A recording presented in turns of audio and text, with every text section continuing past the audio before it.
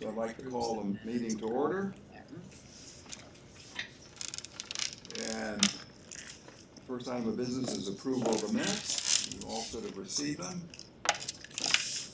I move they be accepted as written. Is there a second?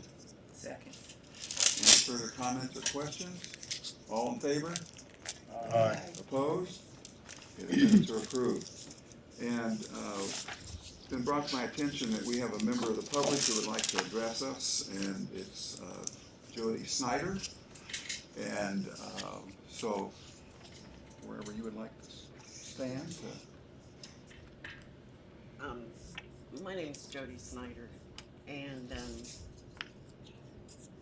last May, I'm sorry, this is going to be a difficult thing for me to speak about because I suffer from clinical depression, anxiety, and panic attacks. And so I'm very nervous right now, but last May, a gentleman and his assistant showed up at my house, unexpected. I found out who they were. They were from the health department, and they were there on a complaint about the conditions of the inside of my house. Because of my conditions, I have this hoarding situation, and I've been researching how to get help with that for about a year. That kind of a cleanup costs about $8,500. When the health department showed up that day, I was within 2 days of signing a contract with one of the hoarding companies. I explained my health conditions to Luke when he pulled up, and I was shaking immediately because, the last thing I wanted was for them to come into my house. That was like my worst nightmare.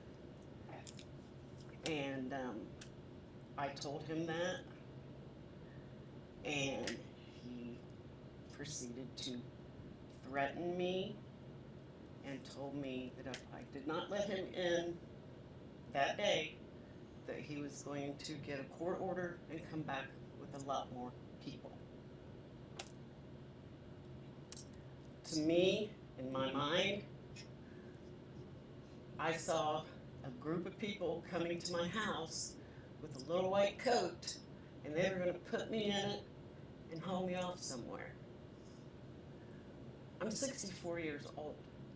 I'm on Social Security disability for my mental health. I was shaking like a leaf. I live by myself. I have no family. I'm the only child. I have no kids. I don't bother anybody. I worked 20 years for the Housing Authority. So I worked with a lot of people that have the same mental disabilities that I do. And I was not only threatened,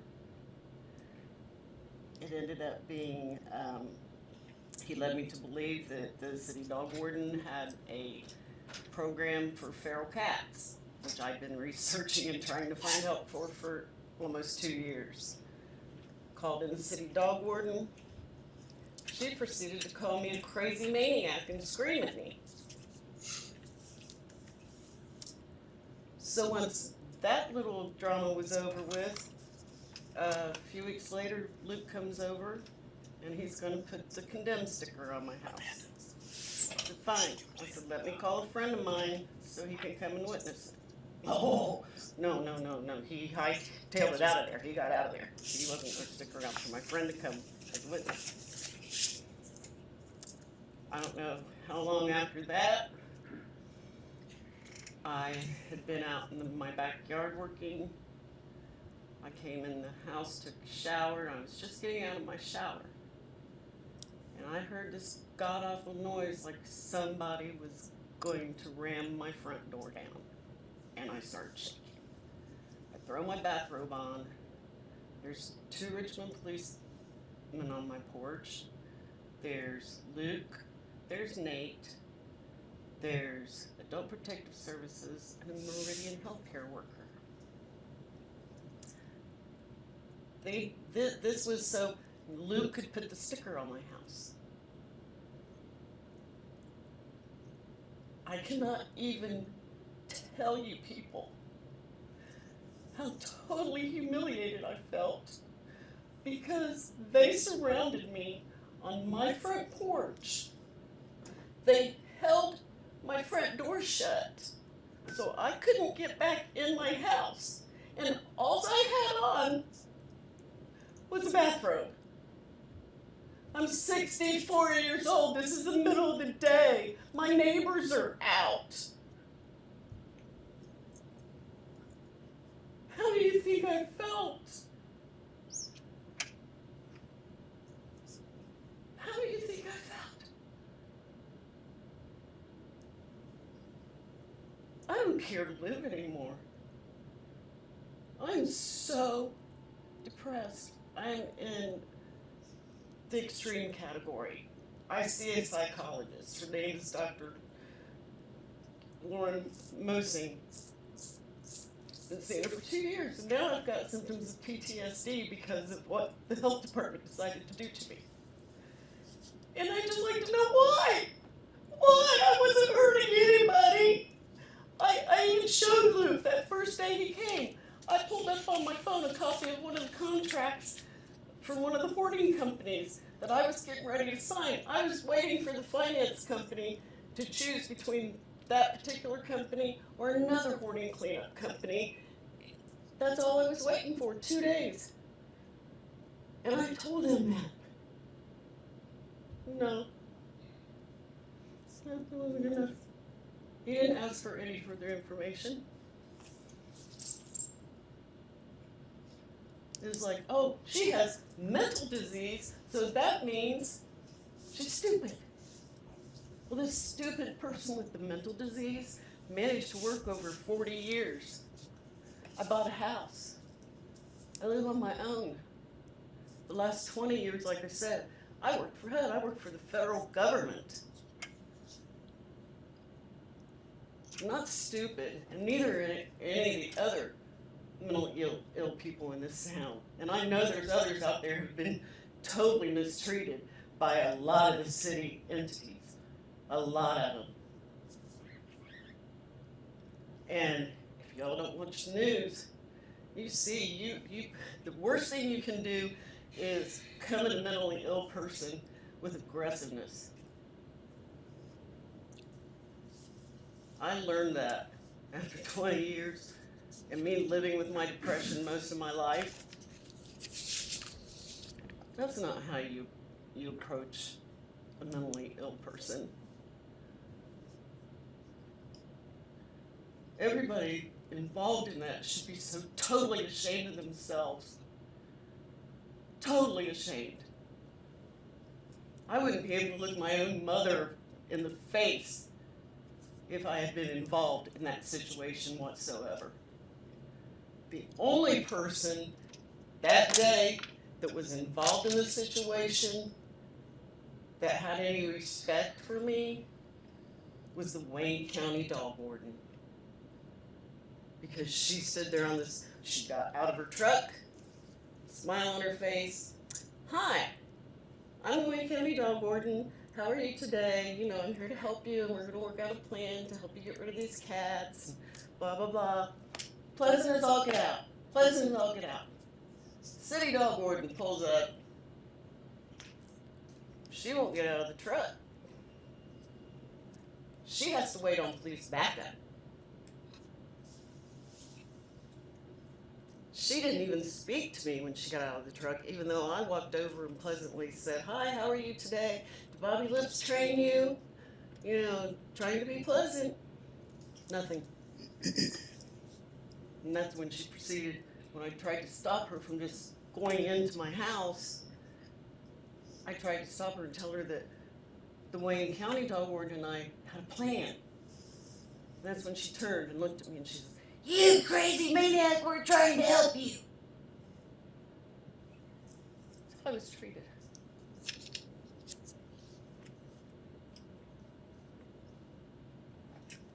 So I want you to think of your mothers, your grandmothers. If they did it to me, they obviously, obviously done it to somebody else and gotten away with it. And if they got away with it like they have with me, they're gonna do it again.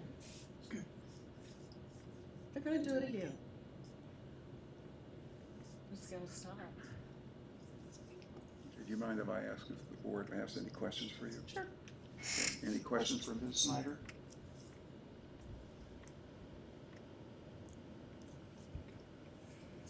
Well, thank you. Thank you for listening to me. I appreciate it. It's been a long time. And this is Dr. really Ryder? hard. Could you make sure you have the contact information for the person who's making the complaint so that there can be a follow-up? Would you please make sure you have the contact information for the lady who just made the complaint so there can be an appropriate investigation and follow-up? I think that's really what she's asking for. Jody, if you could state your name for the record. My name is Jody, Jody Snyder, Snyder. Oh, thank you. That doesn't need to be public as long as we have My it. address is 224 Northwest 16th Street, And a contact number. 765-277-6719. Thank you. Thank you all. Well, thank you, Ms. Snyder. Thank you.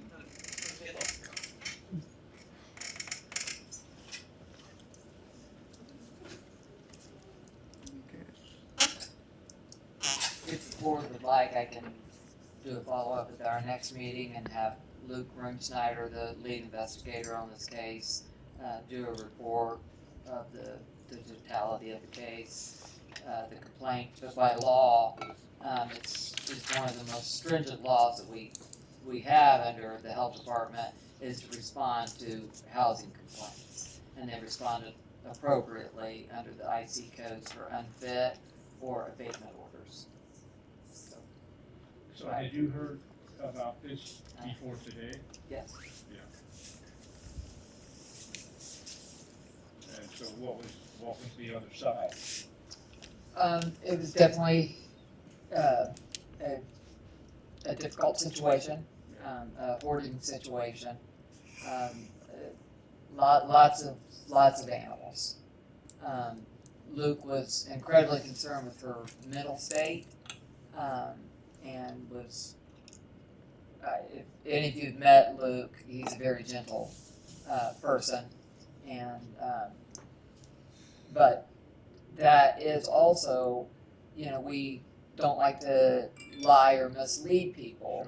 If you're not going to let us in, that doesn't mean that we go away. How we then have to handle it is go through our attorney to get a lawful order to enter the premises. We prefer to do this without going through the courts and getting the courts involved to get that entry and into that, because once we have that, then the courts do order that law enforcement officers are brought to the scene.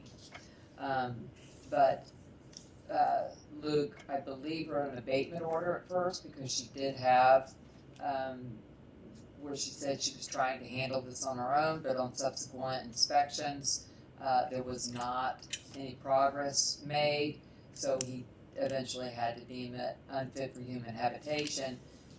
Living in conditions like that are dangerous to the person that are in that home, especially with high ammonia levels. That leads to the inability to have, cognitive functions and reasonable decision making.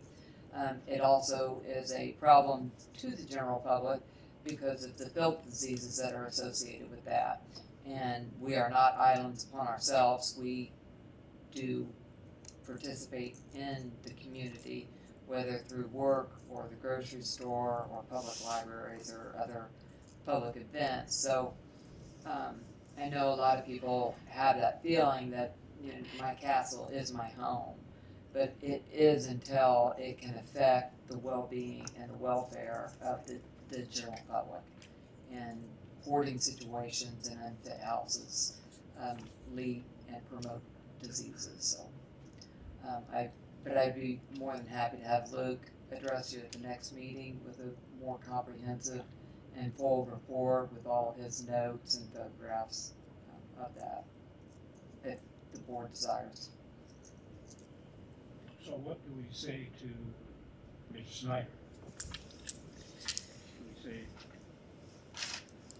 what do we do next? I believe the case is closed. Okay. I mean, I believe that we are done and got it to the condition where we effectively felt like we can close it until we get another complaint. But there are rules that govern housing, and it is our responsibility to do just exactly what we did. And I've explained that to her. I've talked to her. I think that she wanted to be heard, and I appreciate the board letting her be heard, because I do know that A, it's frightening, B, it feels intrusive, C, it's scary.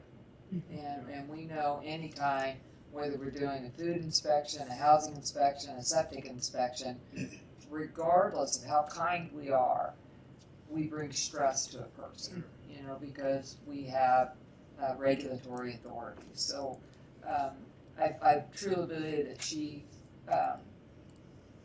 wanted to be heard. I will call her, and if the board would like to have Luke address with more comprehensive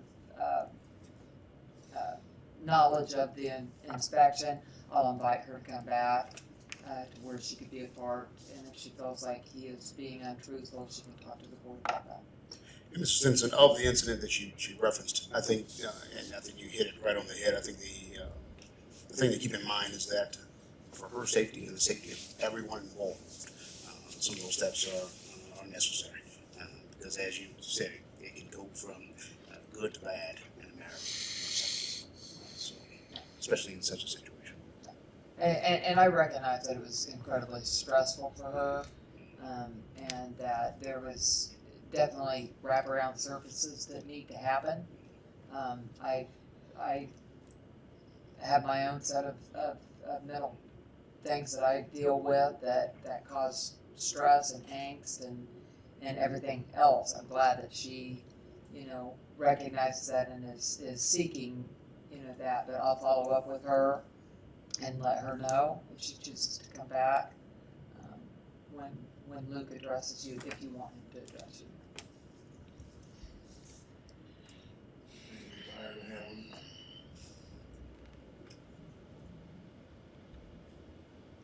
present,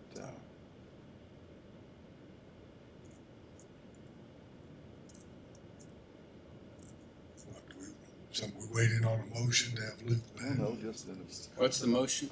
not a motion, I just wonder if there's anybody who would, if the board would like him to. Yeah, I don't think you need a motion. I think you just. I don't think you ask need to do me really do it. anything more than what you've done, probably. That's Just let it go with that. Okay. I definitely will follow up with her. Okay. I think, and again, just to my closing remark with regard to the situation, and it's unfortunate that the situation occurred first and foremost, but the fact that she is able to come in and loft her complaint while remaining in compliance, because we've seen, I mean, I think within our current society, we've seen these things go south very fast and end up at times being a fatal incident if not careful. And the fact that, as I used to express to my loved ones and students, it's better to comply now and then complain later. Whereas if you think about the alternative, it really could have gone bad news for everyone. And I definitely in our record system will, as part of this, note that she came to the board and complained about the treatment and stuff like that, so we will have a record of her being here in that actual complaint. But in an era in which we are seeing folks lose their lives by arriving at the wrong porch or arriving on the wrong property, even within our own city, I think we just experienced about a month ago some territorial rights challenges that ended up in bloodshed. And so, to keep everyone safe, I think that, like I said, unfortunate, but at times necessary. How much training do our inspectors have on dealing with people who are mentally ill when they may have to? Very, very little training. I mean, as much as we can find. You know, we allow them to go to, IDHA trainings that sometimes have that as a topic of dealing with difficult people, dealing with, mental illness or substance abuse disorders. We train on that, but, through my own experience, and, I think I've shared with you that my coworker had a gun put to her chest and the Glock engaged. I practice all of my employees that their safety is the utmost. That if they ever feel, that it's to step away. I want them to always be able to go to the next complaint and to go to so if it's extreme, step back and get off the property. Dr. Ryder, if we could kind of bring this to a halt, it probably would be more appropriate. The one issue I would like to suggest, and I can talk to Christine about it, is how feasible it might be to consider body cams for our people that are out in the field doing inspections. I know it's a financial issue, but I think. We already wear body cams. Pardon? They already wear body cams for their protection. Do we have body cam information on this incident? I don't know. I would have to look and see if that was Well, prior to. At any rate, that would obviously be something that Body would help cams are everybody's after. interest. However, if they ask for the body cam to be shut off, we do respect that and shut the body cam off before we go into the house. Well, Biddy, if there was body cam used during this visit, would it be appropriate to ask Christine to at least review it to see if she felt the employee's behavior was appropriate? I think this has brought up a need for an overall review of several of our policies.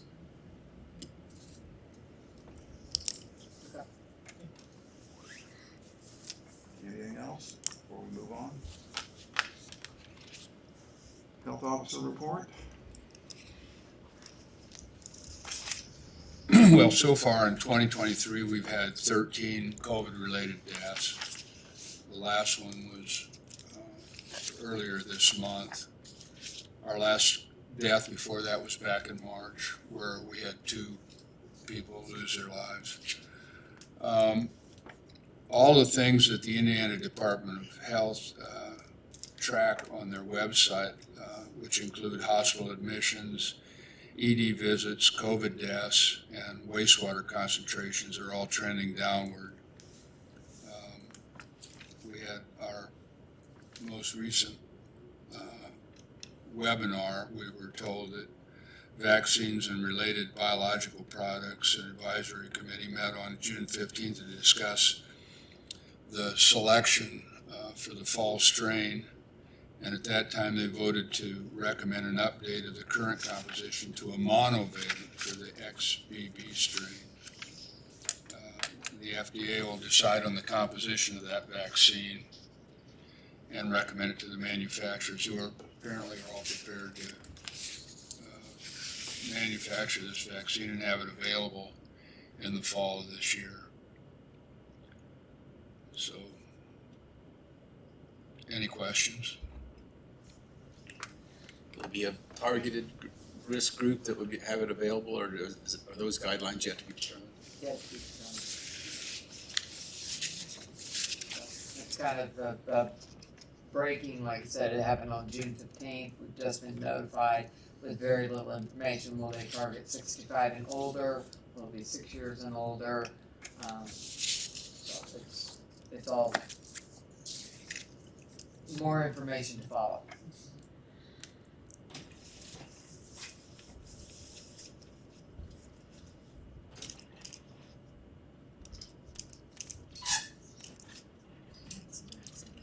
Okay. Update on public health funding. So we continue to work through the public health funding. They came out with a new formulation or new budget form that's slightly different than the first one you saw. I have not put this in everybody's because it's subject to change. So I'm just going to tell you what I've changed on this a little bit. One of the things were that 60-40 split. I didn't have enough money to cover benefits for some of the current county employees that I put into this. So I've asked the county to continue to cover, benefits that they were already covering. And I'll cover the benefits for new hires, anyone that's newly hired under this grant, I'll cover those benefits. So with moving around, some of that money and having to reduce it down to 40%, I was able to, take 140,000 and, work with RFD. They have a paramedicine program that responds to crisis calls. So it could be someone that's, that's suffering with substance abuse disorder or mental health issues. These paramedicines go on these calls. By us having a contract with them to fund 2 positions, it would allow them to cover all of Wayne County and not just Richmond. So I think that would be a good use of that 140,000. It would not add new employees to the health department. It would be a contract that we would have with RFD to support, I think, an already established and good program that does need to grow and does need to be countywide. Although we know the bulk of the calls will be Richmond, this will be the ability to respond to Fountain City, Cambridge City, or unincorporated areas within Wayne County. It does keep it in the borders of Wayne County, but they could go anywhere. And then some of that money came from taking out also the request to do digitalization of our files. Upon talking in our department head meeting, we feel like this maybe should be a bigger discussion for the county. If the county's gonna go digital and then, we pay a licensing fee, but I think that the county needs to decide what digital platform to go with instead of having a hodgepodge. The treasurer uses this, the health department uses this, probation uses this. We need to have a more comprehensive plan. So I took that out, but could be forecasted into the 2025 budget, but I've taken it out of the 2024 budget. And then I'm gonna turn it over to Becca, who's done a lot of work for you guys. And in your file right here is our new health coalition that we'll work with. One of the first things that we'll do is have a meeting. We're planning that meeting, I believe, the week after the 4th of July. Is that what we decided? So let everyone get back from 4th of July vacation. Call a meeting of all of these partners, go over the comprehensive plan with them, receive feedback and comments from our partners, and then present the comprehensive program to the commissioners and the council.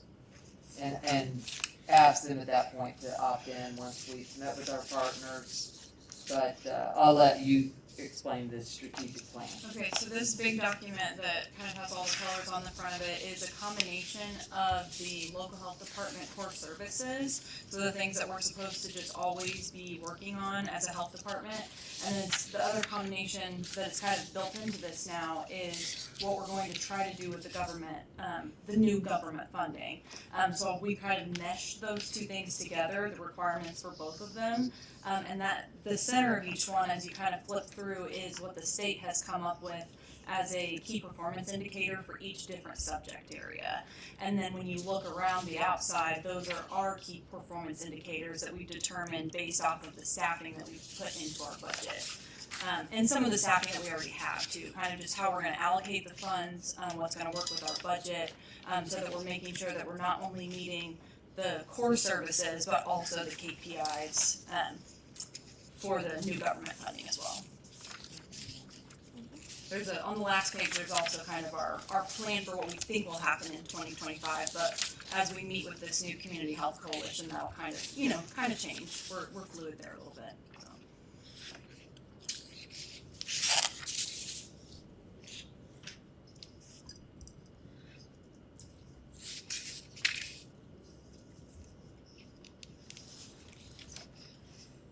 You have your work cut out. It's a lot, isn't it? And we're excited. I think the plus with this, as oftentimes is forgotten in so many different sectors of public service, is how much Right. you all do absorb and how many services that you're providing. And so, no, this is a great visual and a great graphic of, as was referenced, of the work that you all have before you. So this is in great detail as well. And so, thank you. Some of them say continue, so at least we're doing some of them already. Not all new stuff. Do we have a preliminary on how many additional FTE? Three. Four. Four to implement this. No, we're not counting paramedics, it's not our employees. So 2 health educators, a community health worker, and an additional environmental health specialist.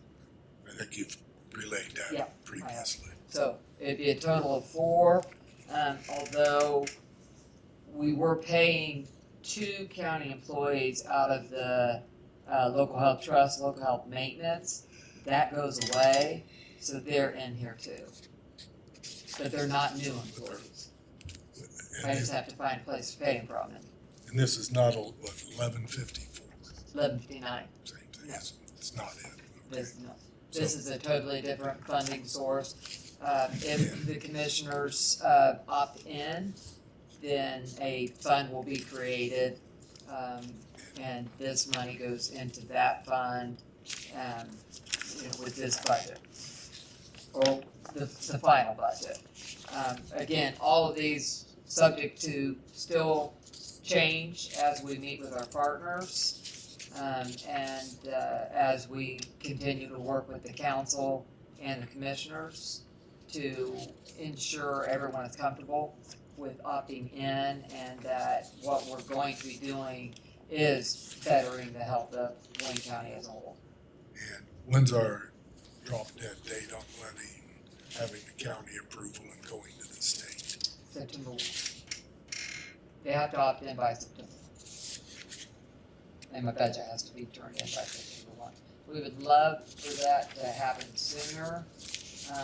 The sooner the state knows who's opting in and who's opting out, the more dialed in our budget will be. This is the least amount that we would receive, but if some counties opt out of doing it, this could be increased.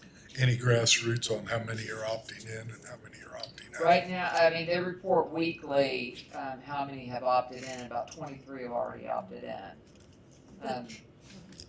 No, go ahead. The Department of Health told us last week that they have a new feature on their website where there's a map of the state now, and the states who have opted in are turning green. So you can actually, the counties who have opted in are turning green. And if you hover, you can see what their funding number is too. So, So we don't know of anybody that's opted out, we only know who's opted in. Right. Christine, when did you say that the deadline was for opting in? September 1. September, that's We what I thought. certainly hope that we opt in sooner rather than later. I did ask the commissioners 2 meetings ago to go ahead and opt in, and they were uncomfortable doing that without a more strategic plan developed and meeting with our partners and them being part of our partner list, as you can see. So hopefully after this, by the end of July, early August, they'll have a comfort level and see that this is a good strategic long-term plan for improving the health of Wayne County.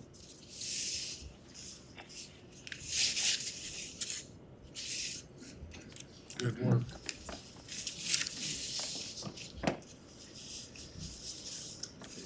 And then, to let you know, so we did get approval for the 2 DIS positions, the disease intervention specialist.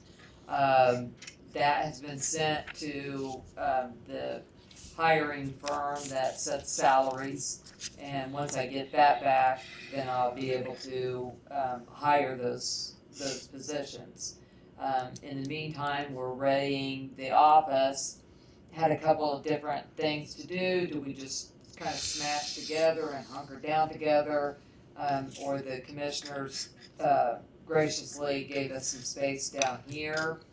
My first is keep everybody together. I like everyone being under one building, in one building but it's, I think also kind of overcrowding breeds drama, and I'm not into drama.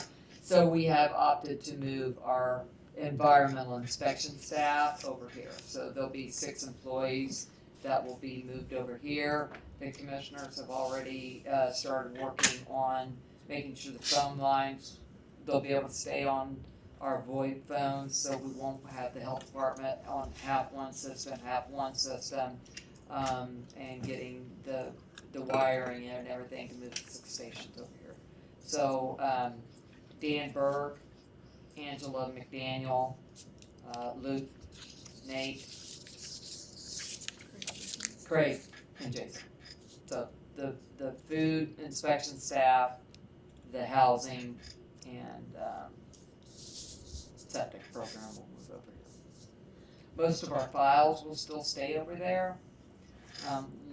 Quite another reason why I would love to go digital, but he will, the only septic files that will come over here with Dan are the working files. So anything that he's permitted but hasn't been installed is in the process of going through plan review and things like that. Those are the only ones that will come over here, and we'll keep the rest over there. I just don't see the need to move it.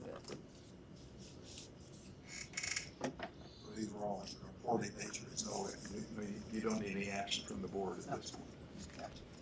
Just that is information where some employees will be. And I think that will happen by the end of July. That will have them able to be moved over, and hopefully the salary analysis will be back, and we'll be in the process of hiring those disease intervention specialists, which will be just a tremendous asset to our health department. So that's 2 more employed FTEs, so now we're up to 6 new FTEs total. Any That's more? out of a totally different grant. Great, but they're still our employees, so any more? Maybe.